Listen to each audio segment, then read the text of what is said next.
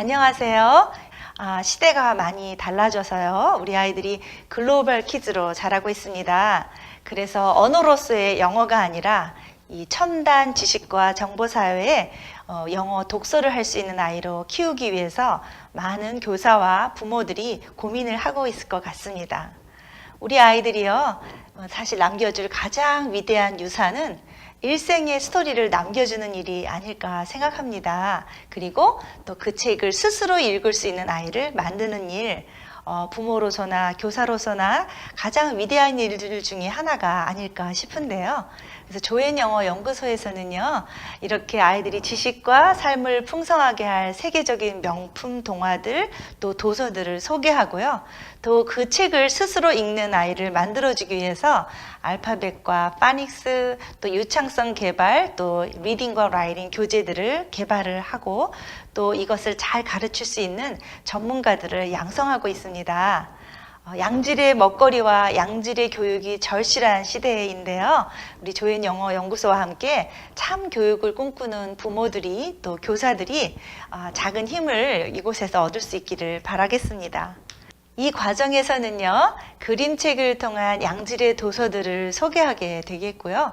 또 영어 동화책을 읽어주는 기법, 그 다음에 동화세대 아이들을 위한 파닉스 지도법, 그리고 유창성 개발을 위한 읽기 지도법, 또 글의 내용 분석이나 토론을 중심으로 한 리딩 지도법, 그 다음에 스펠링부터 에세이 단계에 이르기까지 유형별 글쓰기 지도 등을 다루게 될 것입니다.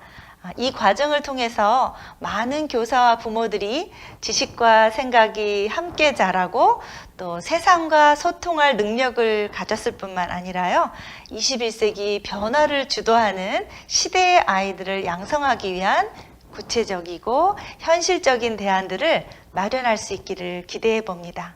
자, 그럼 강의 들어가 보겠습니다.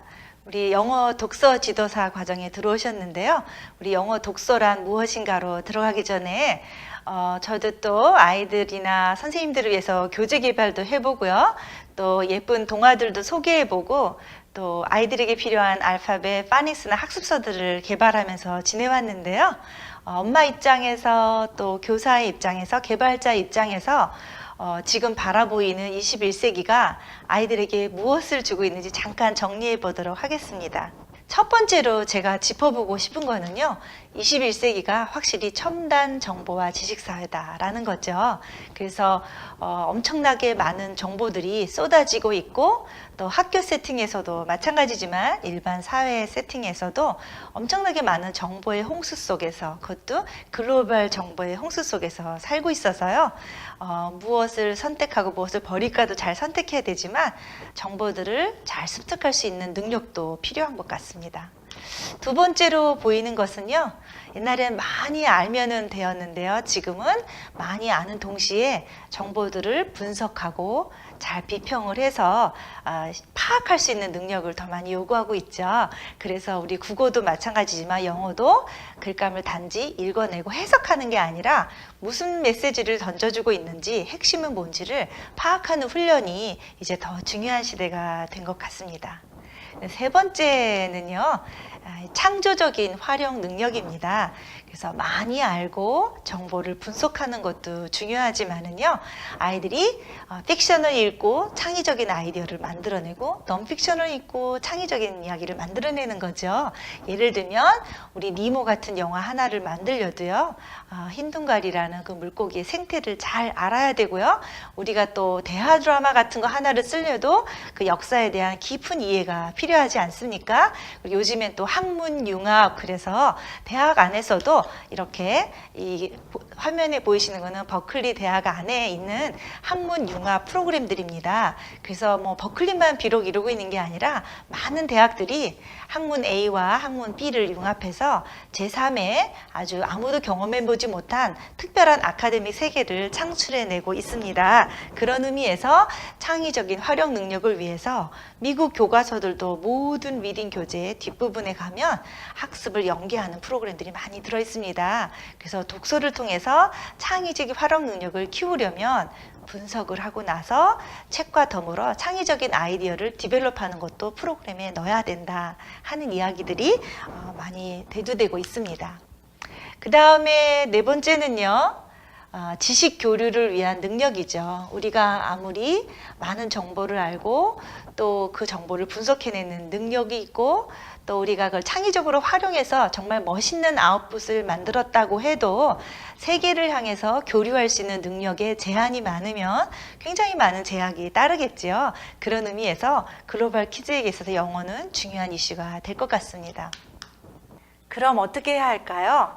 세 가지로 정리해서 설명을 해보겠습니다.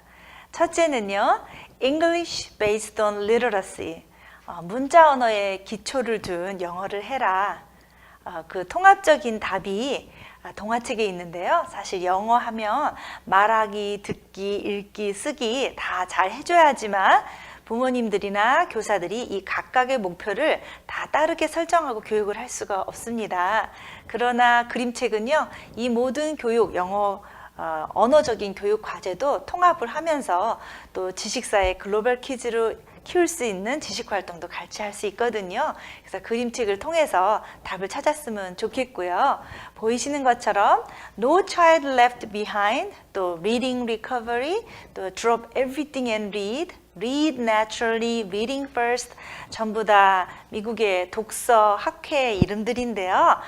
우리 아이들이 언어도 좋지만 글로벌 키즈로 키우기 위해서는 독서가 제일 먼저 우선돼야 된다 하는 이름들이죠. 그래서 우리 아이들도 영어를 하되 리딩과 라이팅, 리터러시를 베이스로 해서 영어에 접근을 하면 이 네 가지 목표를 동시에 축적할 수 있을 것 같습니다.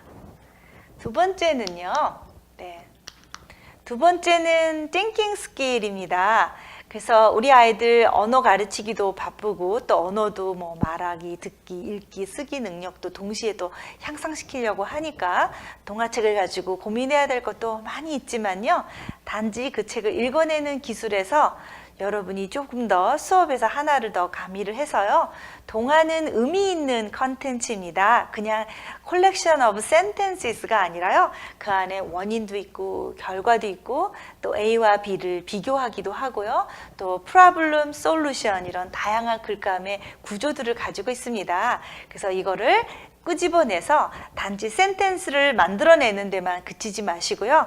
A와 B를 비교하거나 또 뭐가 문제였고 어떻게 결론이 냈는지를 그림이나 이야기를 통해서 아이들한테 비교나 대조하는 습관을 들인다면 애들이 단지 언어나 배우는 아이들이 아니라 사고력도 같이 개발할 수 있는 툴로 활용할 수 있을 것 같습니다. 그래서 여러분의 영어 공부 시간에 수업 시간에 띵킹 스킬도 같이 진행을 해라 하는 내용이 되겠고요. 세 번째는 메이킹 커넥션입니다. 또 우리 헝그리 캐러필라나 여러 가지 책들을 접하고 나면 분석하는 단계에서 하나 더 나가서 간단하게 애벌레를 만들어 본다든지 차트를 만들어 본다든지 아니면 애들도 따라서 그림 동화를 만들어 본다든지 하는 간단한 활동들인데요. 네, 이런 활동들이 바로 아이로 하여금 창의적인 활용 능력을 갖게 해주거든요. 그리고 또 영어 때문에 마음이 급하시고 우선 뭐 그 안에 있는 단어, 철자, 문장 만들어주기도 바쁘시겠지만 이렇게 분석하거나 창의적인 활용 능력을 위한 어떤 액티비티들이 가미될 때 아이들이 또 재밌어 하고요. 또 그 안에 있는 언어적인 요소까지도 더 효과적으로 풀어낼 수가 있습니다. 그래서 언어는 통합적인 것이지 요소적인 걸로만 바라보면 안 되는 부분이 있습니다. 그래서 여러분들이 통합적으로 이렇게 그림 동화를 통해서 교육과제를 이뤄낼 수 있으면 좋을 것 같습니다. 자, 그러면 우리 영어 독서 지도가 과정의 타이틀인데요. 영어로는 reading 이렇게 말할 수 있겠죠. 자, reading이 무엇인가 우리 들어가 보도록 하겠습니다. 네, reading은 첫 번째는 보이시는 것처럼 comprehensive process입니다.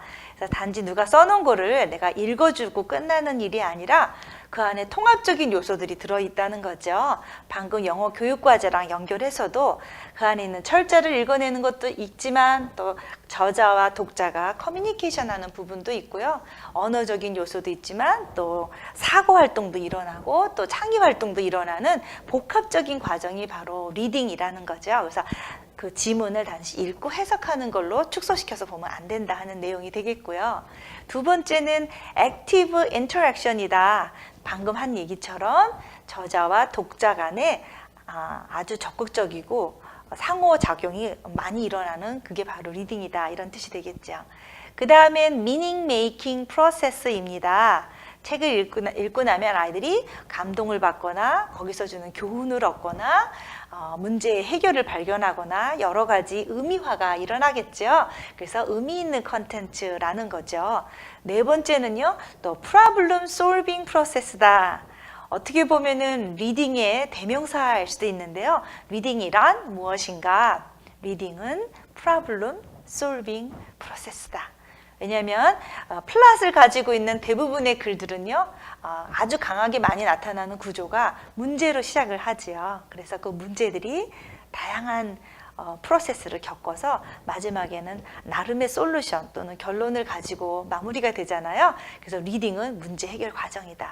그러면 독서를 많이 하는 아이들은 언어적 능력만 개발되는 것이 아니라 문제 해결 능력, 창의적인 활용 능력이 생길 수밖에 없겠네요. 그래서 이런 통합적인 과정이 일어나는 것이고, 또 이들은 상호 보완적이다. reciprocal이라는 말이 있습니다. 상호 보완적이다. 언어 활동이지만 사람이 기계가 아니잖아요. 의미화가 일어날 때 언어도 더 효과를 가져다 주고요. 또 의미화 과정을 통해서 언어도 좋지만 또 언어 과정을 통해서도 의미화 과정이 복합적으로 일어나는 상호 보완적인 관계성 속에 있다. 그래서 리딩은 한마디로 복합적인 것이다. 이렇게 보면 좋을 것 같습니다. 그러면 멋진 프레이즈가 하나 있죠. Reading makes a fool man. 리딩은 그래서 fool man을 만들어준다. 언어와 지식과 창의적인 것들이 다 결합이 된 fool man을 만들어준다. 뭐 이런 의미가 아닐까 싶습니다. 그러면 이 독서 지도를 잘 하기 위해서는 우리가 무엇을 해줘야 할지를 크게 두 가지로 제가 분리를 해봤습니다. 네. 하나는 뭐냐면요, 아이들이 책을 즐길 수 있도록 환경을 잘 만들어주는 거죠. 읽기 환경을. 그리고 두 번째는요, 그 아이들이 그 독서를 스스로 해야 되니까 책을 읽을 수 있는 아이로 만들어준다. 그게 아마 독서 과정의 첫 단계에 우리가 해줘야 될 일들이 아닌가 싶습니다. 그러면 어떻게 읽기 환경과 또 책을 잘 엮어줄 수가 있을까요? 제가 큰 두 기둥으로 분리를 해봤습니다. 하나는 정말 좋은 독서를 해줘야 되겠죠. 그 독서라는 말의 의미에는 아이가 책을 읽을 수 있기 전부터 독서를 의미하는 건데요. 아이가 책을 읽기 훨씬 전부터 독서 환경이 필요하다는 거죠. 거기에는 부모나 교사가 있습니다. 그리고 책을 잘 만나게 해주고 또 책을 잘 읽어주어야 하는 그 교사와 부모의 역할이 존재한다는 거고요. 그 다음에 다른 한쪽에서는요, 정말 너무 좋은 책을 많이 즐기는 것만으로도 아이들이 문자를 많이 터득하게 되고 통글자도 많이 알게 되고 또 언어가 패턴적인 요소들이 많아서요, 아이들이 많은 걸 습득할 수가 있겠지만은 체계적으로 그래도 알파벳이라든지 철자라든지 또 유창성이라든지 이렇게 아이들이 스스로 책을 읽는 능력이 개발될 수 있도록 구체적이고 단계적인 체계적인 서포트를 해줄 수 있으면 좋을 것 같습니다. 그래서 양쪽 기둥을 잡아봤습니다. 하나는 진짜 도서를 잘 만나게 해주고 잘 읽게 해주고 처음에는 또 읽어주는 정말 진짜 리딩이 있어야 된다. 하나는 그 아이가 스스로 책을 읽을 수 있도록 체계적인 지원을 해준다. 이렇게 두 가지로 나눠봤는데요. 그것이 바로 여러분도 접했을지 모르지만 Balanced Literacy의 키워드가 아닌가 싶습니다. 그래서 진짜 도서 경험과 체계적인 Learn to Read 지도, 두 가지로 나눠볼 수 있을 것 같습니다. 여러분 집에서 바로 또 도서를 진행하려고 하니까 아이들에게 한글도 읽어줘요. 한글로 된 동화책도 읽어줘야 하고 영어로 된 동화도 읽어줘야 합니다. 그래서 가정의 경우면 어떻게 해야 될까 하고 고민을 하실 텐데요. 책은 두 가지로 된 언어를 골고루 접하게 해주시면 좋을 것 같습니다.